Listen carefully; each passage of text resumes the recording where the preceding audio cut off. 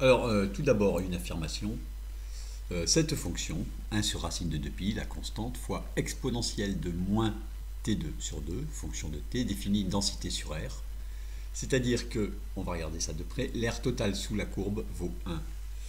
Alors, on étudie d'abord cette fonction dérivable, sa dérivée et puissance u, ça fait u' et puissance u. On obtient cette dérivée ici, qui est du signe de moins t, d'où le sens de variation de la fonction. Si t est positive, la dérivée est négative, la fonction sera décroissante et inversement. Elle sera croissante à gauche de 0. Alors f de 0, on le calcule, c'est 1 sur racine de 2pi, ça vaut à peu près 0,4. Et finalement, on obtient le tracé qui est donné ici. On a oublié les limites. Alors en plus l'infini et puissance moins l'infini, et puissance une quantité qui tend vers moins l'infini, ça fera 0. Et même chose en moins l'infini. Alors on peut noter aussi que cette courbe est symétrique par rapport à l'axe des ordonnées, puisque pour tout t, on dit que la fonction est paire parfois. F de moins t, c'est égal à f de t. Ce qui est écrit ici dit donc que l'air total sous la courbe vaut 1.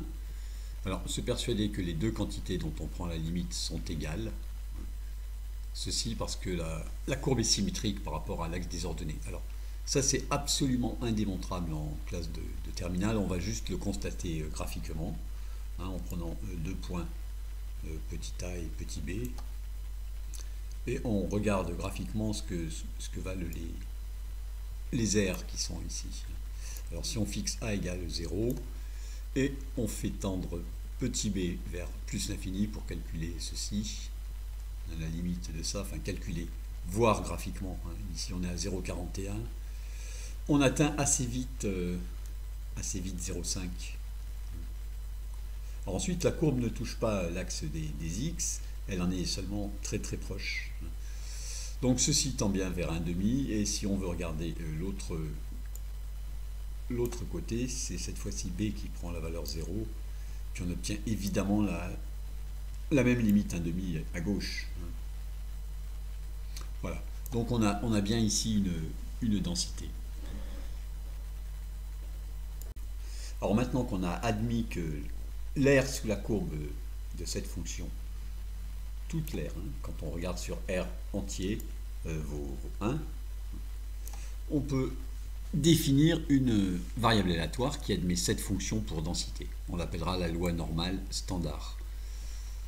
Et on appelle aussi la loi normale n comme normale 0, 1. Alors on va revenir sur ce 0 et ce 1. Alors pourquoi loi normale? Parce que c'est une loi qui est en fait assez courante. On y reviendra. Alors n 0, 1, 0 c'est la moyenne. Alors on veut bien croire que cette fonction dans la courbe est symétrique. Elle va nous donner une variable aléatoire de moyenne 0, et 1 c'est la variance. Alors dire que la moyenne vaut 0, ça on pourrait le démontrer, c'est pas vraiment obligatoire. Intégrale de t, f de t, quand on regarde ce que ça peut donner sur R entier, on peut trouver une primitive de t fois f de t.